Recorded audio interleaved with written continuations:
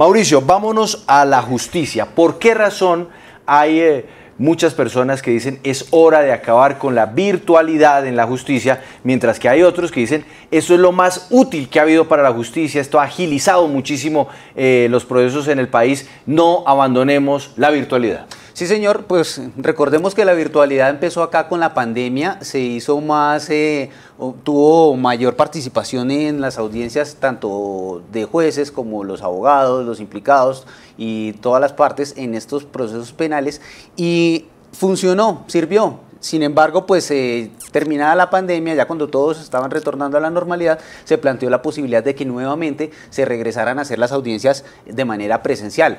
Desde la Corte Suprema de Justicia se dijo, se tiene que hacer de manera presencial, pero ojo, solamente advierten que los jueces deben hacerlo de manera obligatoria presencial, o por lo menos es lo recomendable, y que los jueces determinen si debe ser estas audiencias de manera virtual, es decir, que tanto el implicado como el abogado, como la parte civil y como el representante de la Procuraduría lo hagan de manera virtual. Se ha cuestionado eso, se dice que debe continuar de manera presencial, otros que no, que se vuelva a la presencialidad, entonces está ese debate. Hoy, en el complejo judicial de Palo Quemado, ¿no? Sí, en el complejo judicial de Palo Quemado justamente se está hablando sobre el tema y pues quienes tomaron esta iniciativa y esta vocería fue Azonal Judicial y también el Colegio de Abogados Penalistas. Por eso a esta hora saludamos a Francisco Bernate, abogado penalista y presidente de esta entidad de la... Lo vi allá lanzando arengas afuera del complejo judicial Sí, no, estaba allá afuera, faltaba el megáfono. Exacto, le faltaba el megáfono. Doctor Bernate,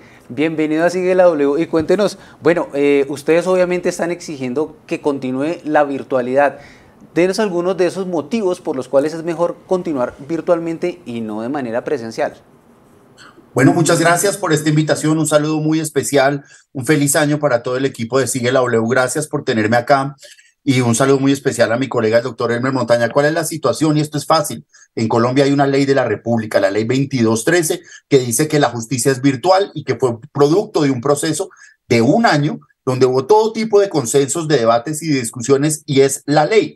¿Qué fue lo que sucedió? La justicia está funcionando virtual hace 2 años, ya miramos los beneficios, y el Consejo Superior de la Judicatura, sin consultar a nadie, sin oír a nadie, sacó un acuerdo que dice, bueno, ¿en qué condiciones un juez puede trabajar desde la casa? Y lo que establece son unas condiciones imposibles que pretende que los jueces regresen a los despachos donde, Mauricio, hoy lo denunciamos, hace 15 días no hay agua en Palo Quemado. No hay conectividad. Es curioso, la mejor forma de hacer este paro es que todo el mundo vaya para Palo Quemado a trabajar. No hay un ancho de banda que permita que se prendan todos esos computadores que ni siquiera tienen micrófono. Entonces, ¿cuál es lo que estamos pidiendo? No que se mantenga la virtualidad porque, insisto, es una ley de la República que se tiene que cumplir, sino que los juzgados, los jueces, sean los que decidan cómo van a manejar el teletrabajo, porque debe mantenerse la atención al público como de hecho se hace, pero que ellos puedan trabajar desde su casa. Digamos que el tema de la virtualidad en sí mismo ya no es un tema, porque es una ley de la República. Sería el colmo que tuviésemos que exigir que se dé cumplimiento a una ley que rige desde junio del año pasado. Yo sé que usted va con su invitado, su otro invitado Mauricio, pero le quiero leer, abogado Bernate, lo que escribe Guillermo Castro. Dice, con o sin presencialidad, los procesos son lentos. Este es un asunto ya de fortalecer el aparato judicial para que ya sea de manera presencial o de manera remota, se logre la justicia en nuestro país. ¿Hasta dónde tiene razón don Guillermo Castro que escribe eso a esta hora en nuestro chat de YouTube Live? Toda la razón, virtual o presencial, lo que pedimos los colombianos es que la justicia funcione, Juan Pablo. ¿Qué demuestran las estadísticas? Pasamos del aplazamiento del 51% de las audiencias a menos del 20% en virtualidad. La productividad de la rama judicial se incrementó en un 200%. Las condiciones en que trabajan los funcionarios judiciales hoy desde sus casas son muchísimo mejores que las que tienen en un sitio donde, repito, no hay baños, donde no hay internet. ¿Y a qué conduce esto, Juan Pablo? A que los ciudadanos tengamos un mejor servicio de justicia, Juan Pablo, y sobre todo, que ustedes y toda la comunidad puedan ver cómo es que funciona la justicia. Esto que pretende el Consejo de la Judicatura, que los jueces vuelvan a Palo Quemado, donde no hay internet, pues es o que pongan sus computadores, que paguen el internet del juzgado, o que tengan que hacer las audiencias a puerta cerrada y no podamos los colombianos enterarnos de lo que sucede en las diligencias judiciales. Ya le tengo un dato de la judicatura. En 2022, 1.493.581 audiencias se realizaron de manera virtual. Es un alto número. Saludamos a esta hora también al presidente de Azonal Judicial, él es juez de la República, Freddy Machado. Bueno, señor Machado, le preguntamos acerca de esta petición que se está haciendo de que no se vuelva a la presencialidad, sino que continúen las audiencias virtuales. En el caso de ustedes, los jueces, se ha cuestionado que muchos no lo están haciendo de manera adecuada. Hubo una sanción, recordemos a una juez que apareció fumando y pues tampoco estaba fumando y acostada, con larga, parecía una cheslong. También nosotros sacamos el caso acá de un juez que no quiso prender su cámara y estaba en el partido Croacia-Argentina, con su familia, se escuchaba de fondo la bulla de todos los niños y pues la familia gritando los goles. ¿Usted cree que los jueces sí deben regresar a la presencialidad, por lo menos que atiendan desde su despacho como debe ser? A mí lo que me parece es que no se puede improvisar. Y no se puede improvisar porque si después de la pandemia adquirimos una cultura, que es la cultura de la justicia virtual, no es dable renunciar a ella, especialmente cuando las estadísticas y la misma práctica nos ha demostrado que sí es viable aplicar las tecnologías. Fíjense, en Cartagena no tenemos salas de audiencia todos los jueces, y hay una especie de pico y placa, es decir, hay un día en que no se tiene sala de audiencia. Con la virtualidad se gana en dinámica, y nosotros pensamos que, y se ha dicho, que la publicidad, el hecho de que puedan verse las audiencias por todo el país, audiencias importantes, relevantes, eso además de que educa a los estudiantes de Derecho, genera la publicidad que se requiere. La justicia requiere presupuesto, y los sindicatos siempre han visibilizado la necesidad de un mayor presupuesto. Cuando estén dadas las condiciones, cuando el Internet sea óptimo, cuando los equipos sean suficientes, cuando las plataformas no fallen, entonces sí podemos pensar en reglamentar, como lo está haciendo el Consejo Superior de la Judicatura, el teletrabajo. Mientras tanto, son los trabajadores los que se han puesto la camiseta, su Internet, sus equipos, sus servicios están puestos a disposición para que la justicia no se pare. Machado, rápidamente, ¿usted tiene más o menos la idea de cuánto vale una audiencia virtual versus una audiencia presencial? ¿En costos? No estoy escuchando bien. En costos, ¿sabe el valor de una audiencia virtual versus una audiencia presencial? En este momento no tengo la cifra, pero lo que sí te puedo decir y que es importante es que cuando se está convocando una audiencia virtual, está con dinámica, con rapidez, todo el mundo se une a la transmisión. En cambio, cuando se convoca y se trata de instalar una audiencia presencial, se pierde bastante tiempo. O sea, tenemos que ponderar entre lo que es la presencialidad y la virtualidad, y si es por dinámica, siempre estará ganando la virtualidad. También hay quienes están en favor de que se hagan estas audiencias presenciales, y por eso nos acompaña el abogado también José Elmer Montaña. Abogado, ¿usted está de acuerdo con que continúen estas audiencias de manera presencial como se venía realizando antes de la pandemia? Mauricio, un saludo para usted y los compañeros de la mesa de trabajo y los invitados a este programa. Bueno, en lo que a mí respecta, yo comienzo diciendo que estoy de acuerdo en el hecho de que la justicia virtual le permitió al país avanzar en muchos aspectos. Tomemos en consideración, en primer lugar, el uso de las tecnologías, de la información y de las comunicaciones, que era un asunto como muy reservado para las personas que tenían cierto conocimiento sobre eso. Puso a todo el mundo que hace parte del ámbito judicial a prepararse en ese tema y tener hoy en día, pues, como por lo menos unos mínimos de conocimientos para poder enfrentar esas nuevas realidades, y eso es muy importante. Obligó, obviamente, a ponernos al día en los conocimientos.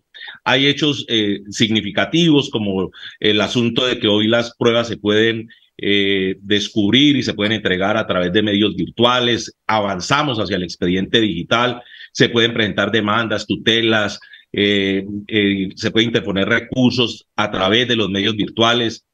Se acaban las autenticaciones de los poderes y ciertas ritualidades que eran engorrosas. Hoy en día, por ejemplo, las comunicaciones de los jueces tienen fuerza de ley a través de los correos electrónicos, a través de los medios virtuales. Eso anteriormente exigían pues que todas estas decisiones se hicieran a través de medios físicos.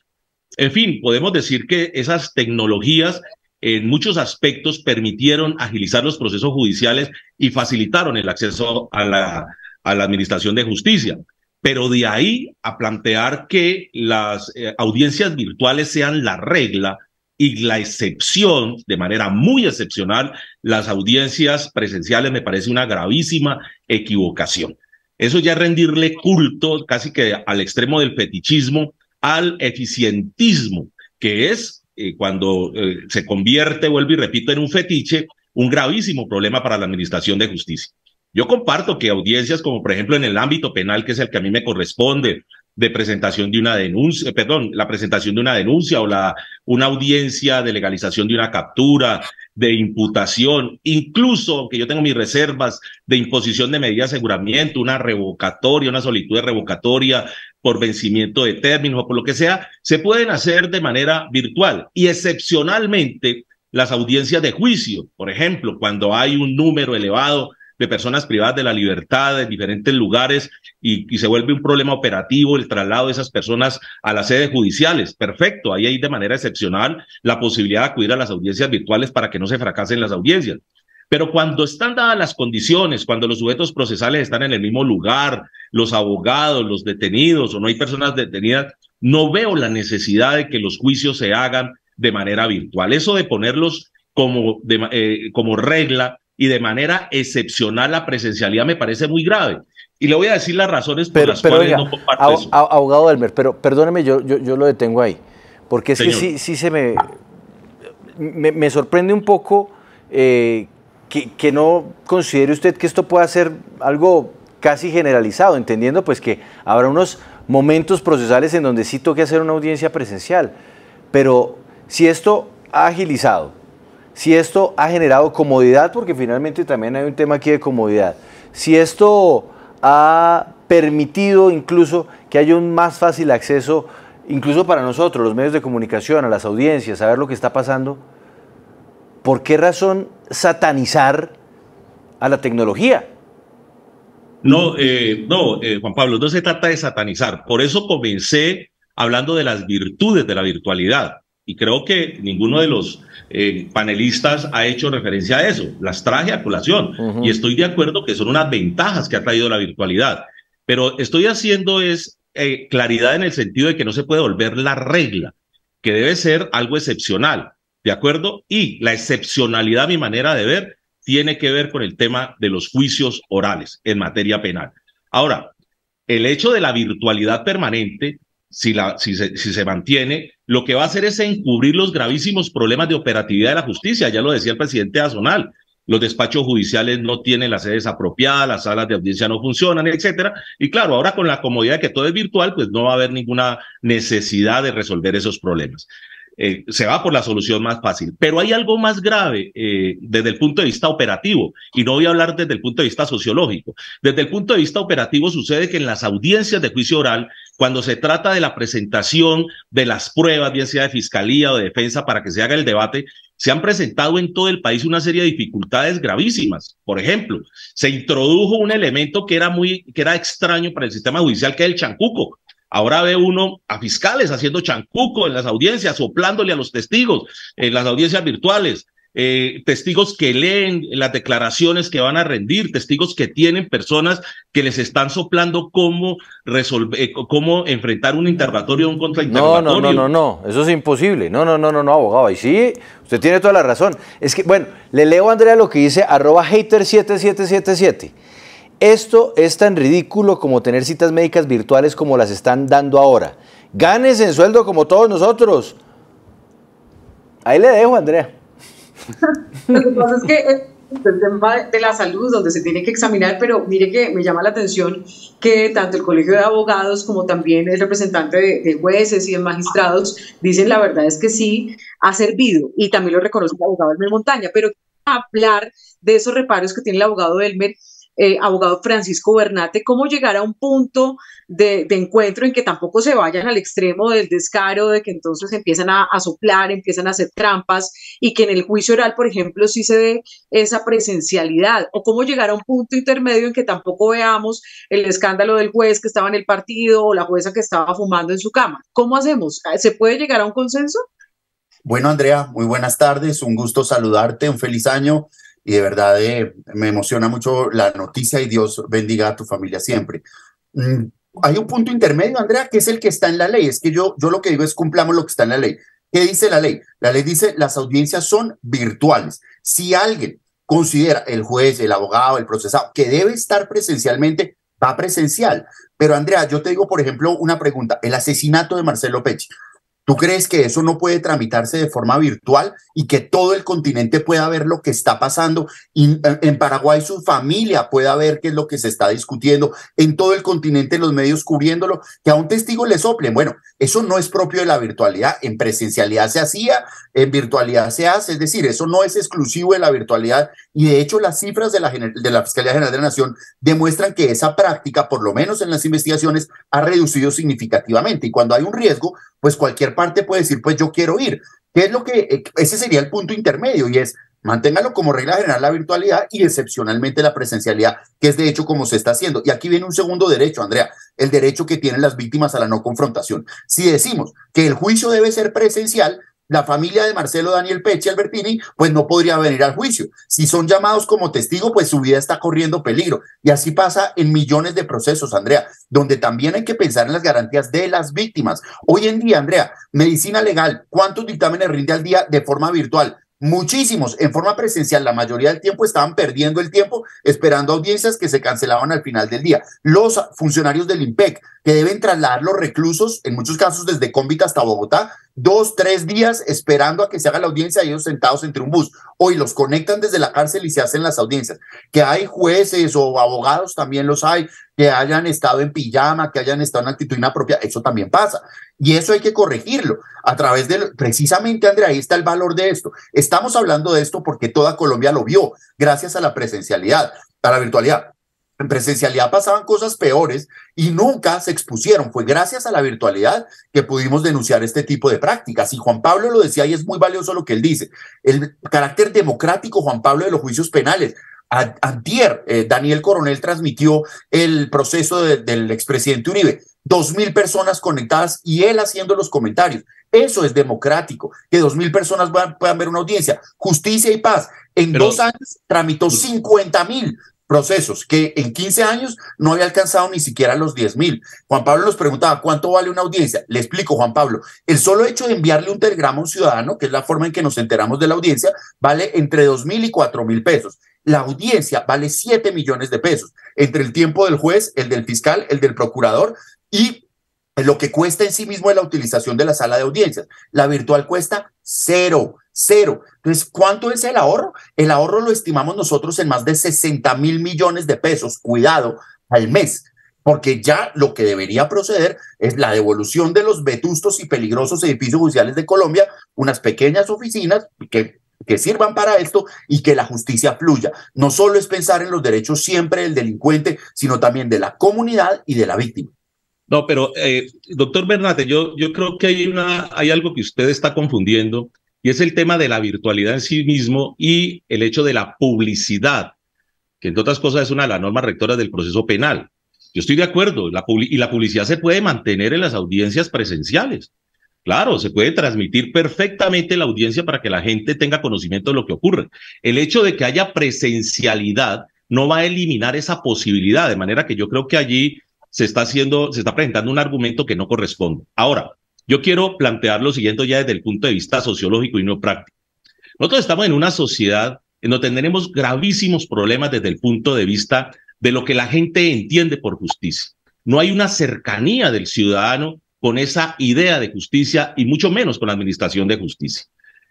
La virtualidad como tal, al ser una regla general, lo que trae como consecuencia es que impide la construcción de esa idea de justicia.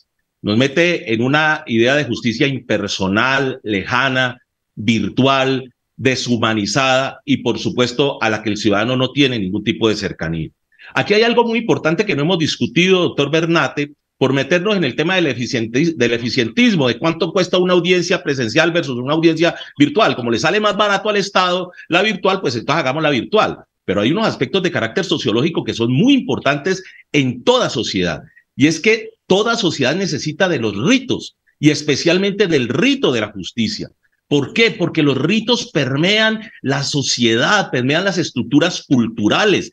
El rito fortalece esas estructuras. La sociedad humana necesita de los ritos para reforzarse y sobre todo para dibujar y mantener los valores que les son más preciados. Y uno de los valores más importantes de toda sociedad es el valor de la justicia. Y créame que pese a la publicidad que tienen las audiencias virtuales y que la gente a veces asiste a ellas, etcétera, por muchas razones. Yo estoy ahora mismo en un juicio que tiene pues cierta sintonía por toda la trascendencia que ha tenido, etcétera. De todas maneras, no es lo mismo esa audiencia virtual vista ahí como un espectáculo medio televisivo que el tema de la justicia, con toda la ritualidad que eso implica, con el escenario apropiado, porque es que los ritos también nos hablan de ¿qué? Nos hablan de unos actores. Los actores que son el juez, los fiscales, etcétera, que se desdibujan en las audiencias virtuales. Usted ve que en las audiencias virtuales ahora escasamente los jueces son los que encienden la cámara porque ya los obliga la ley, pero ahora anteriormente ni siquiera el juez encendía la cámara. Uno hace unas audiencias con unas voces que están permanentemente ahí enviando mensajes sin saber qué es lo que está ocurriendo al otro lado. Por eso es que se dan casos pues, abogado, pintorescos como ese que claro, me acaban de referir. Perdóname, Mauricio, y termino con esto.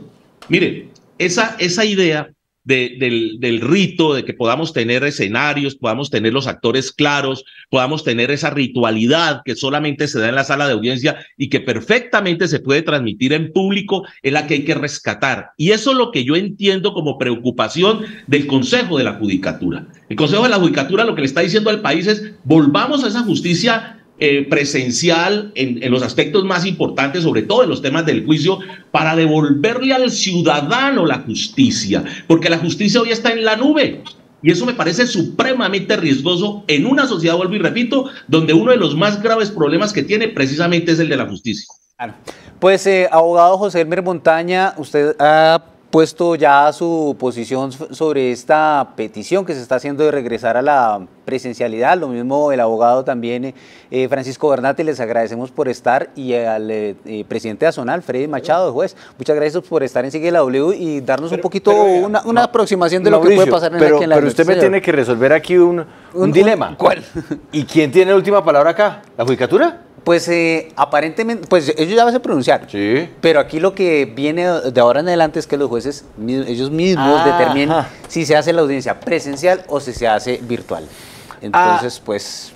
Bueno, pues, o sea, en manos de los jueces quedamos. En manos de los jueces quedamos. Es la justicia. Gracias, abogados, por estar con nosotros.